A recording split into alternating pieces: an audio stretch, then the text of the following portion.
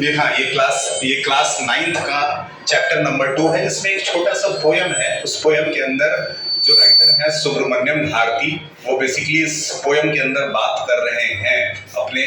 Bharat our land की, मतलब अपने देश की बात कर रहे हैं पोएट। और देश की बात करते हुए उन्होंने विभिन्न तरह की बातें जो हैं वो शेयर की हैं, उसके बारे में हम लोग आज बात करेंगे। ये चैप्टर काफ़ी छोटा है और इसको हम लोग 10 मिनट के अंदर ही खत्म करने की कोशिश भी करेंगे।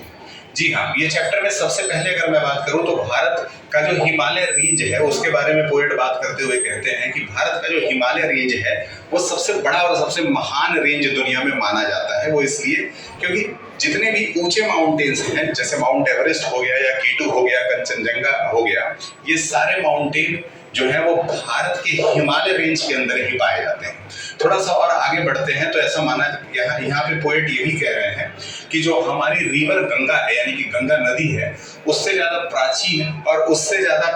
अच्छी प्यारी नदी जो है वो और दुनिया में कहीं नहीं है। थोड़ा सा और आगे बढ़ते हैं तो पोएट यहाँ पे अपने देश की म्यूजिक की बात करते हुए बताते हैं कि हमारे देश का जो म्यूजिक है वो बहुत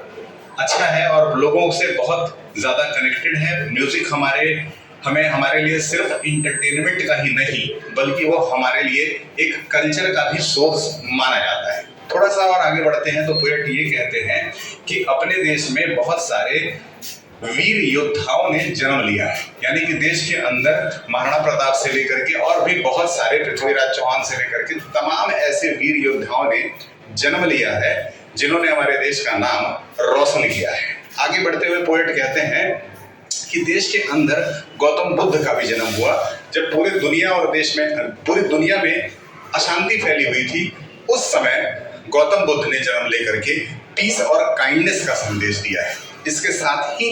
पोएट जो है वो हमारे देश के कल्चर को जोड़ने की बात करते हैं और कहते हैं कि भारत का जो कल्चर है वो सबसे प्राचीन है और इससे पुराना कल्चर पूरी दुनिया में कहीं नहीं है।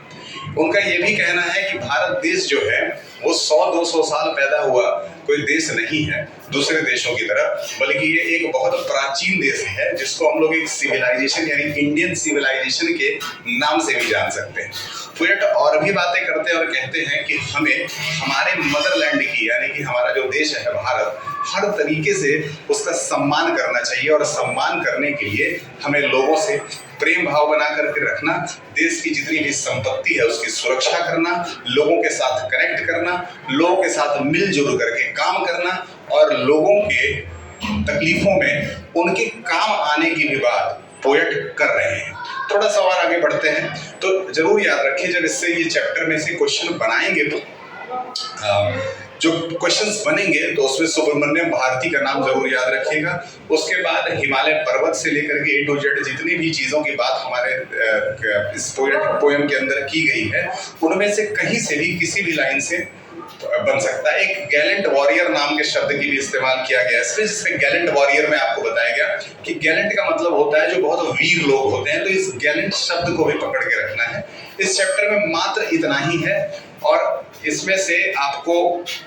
कहीं से भी किसी भी पॉइंट से MCQ बना करके पूछा जा सकता है, तो ध्यान में रखिएगा, जरूर पढ़िएगा कायदे से और अपने एग्जामिनेशन जो कि 16 जुलाई से स्टार्ट हो रहा है उसको सही से करने की कोशिश करिएगा। Until, thank you very much, we will meet in the next video.